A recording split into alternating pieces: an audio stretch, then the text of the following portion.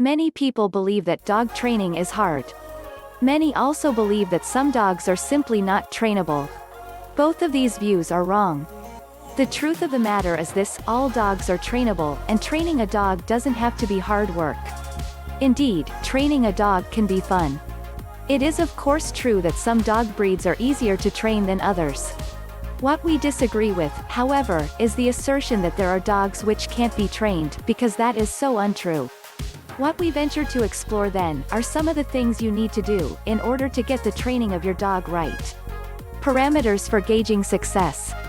You will be deemed to have gotten the training of your dog right if you manage to pass on the essential dog skills to your pooch within a reasonable amount of time. You'll further be deemed to have gotten the training of your dog right if you manage to the essential dog skills in an enduring way. This is to say, in other words, that you won't be regarded as having been very successful in training your dog if the pooch forgets the skills taught within a day. Thus, in a nutshell, the parameters through which success in dog training can be gauged include the duration of time expended in passing on the essential skills to the dog, the skills inculcated in the dog, how long the skills are retained by the dog.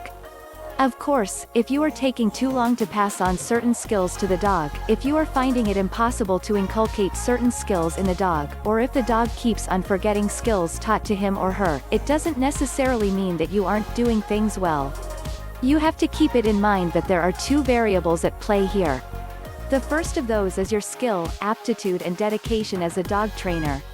And the second of those is your dog's natural ability, against a background where some dog breeds seem to get things faster than others. Early initiation as a key to success in the training dogs. Simply put, there are some skills that you can only teach to a dog when he or she is young. This means that the commonly held belief that puppies below 6 months of age shouldn't be trained is altogether wrong. In fact, there are some skills you'll find hard to teach to a dog that is older than 6 months. It is worth noting that unlike us humans, dogs are, in some ways, highly evolved animals, whose life skills learning process starts the moment they are born. That is why a puppy that loses his mother at 3 months of age may be able to survive in the wild, whereas it would be very hard for a human baby who lost his mother at the same age to survive on his or her own in a similar environment. Now the best time to start training a dog would be when he or she is learning basic life skills, so that the skills you want to pass on to him or her are also adopted alongside those basic canine life skills.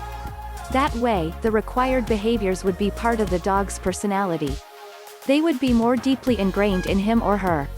This is not to say an older dog can't be trained. It is just that you'd have a harder time, and less fun, training the older pooch. It later emerges that some of the people who end up getting the impression that their dogs are not trainable tend to be folks who make an attempt at teaching their dogs certain skills too late in the dog's lives. When the dogs fail to pick such skills, they are labeled boneheads, whereas it is not really their fault that they are unable to pick the skills, but rather, the trainer's fault for not having initiated training earlier. The right use of rewards and corrections as a key to success in training dogs. When we get to the nitty-gritty of dog training, it emerges that various skills and behaviors can only be transmitted and ingrained in dogs through the right use of rewards and corrections. The biggest reward you can give to a dog is attention. And conversely, the biggest correction, punishment you can give to a dog is deprivation of attention. Thus, if you want to get your dog to pick a certain behavior, you need to simulate, or rather illustrate, it to him or her, and then reward him or her with attention when he behaves accordingly, whilst also punishing him or her with deprivation of attention when or she fails to behave accordingly. Just looking at the dog lovingly is a way of rewarding him or her with attention.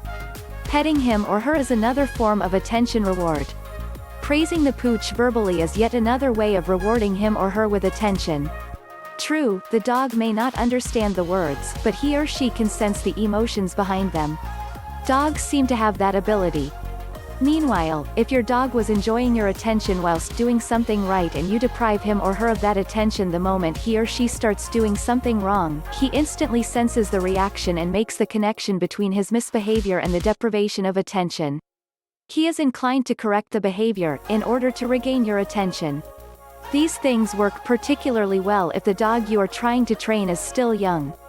What you mustn't do, however, is to hit the dog as a form of punishment, correction, the simple reason being that the dog won't understand that being hit is a form of punishment. Rather, the hit pooch will assume that you are just being violent to him or her. If the dog keeps on doing things like running to the road or messing up neighbors' stuff, you'd be better advised to find ways of restraining his movements, rather than hitting him. Patience is a key to success in the training of dogs. You won't be successful in dog training unless you are patient. You have to keep it in mind that it takes dogs some time to pick ideas that seem too simple to us as humans. There are people who have this misconception that you can only be successful in dog training if you are tough. On the contrary, this is one of those endeavors where kindness and the soft approach seem to work better than the tough Spartan approach to training. Persistence is a key to success in the training of dogs. Closely related to patience as a key to success in dog training is persistence. You won't be successful as a dog trainer if you give up too easily, that is, like where you illustrate a desired behavior to a dog, and then give up if the dog fails to pick it up immediately. The truth of the matter is that you have to illustrate a desired behavior to a dog several times, whilst using the necessary reinforcements, till the dog eventually comes to learn what is expected of him or her. Consistency as a key to success in the training of dogs. This is a scheme where, for instance, having settled on a particular reinforcement, reward or punishment, you need to apply it consistently, so that the dog under training can understand what it actually means. One of the worst things you can do in the course of training a dog is to send mixed signals, because once a dog gets confused, it becomes very hard to train him or her. Further keys to successful dog training. On top of these, you may need to undertake further research online or in the library before getting started. And should your DIY efforts at training your dog fail, you should consider enlisting the help of a professional trainer before giving up on the dog altogether.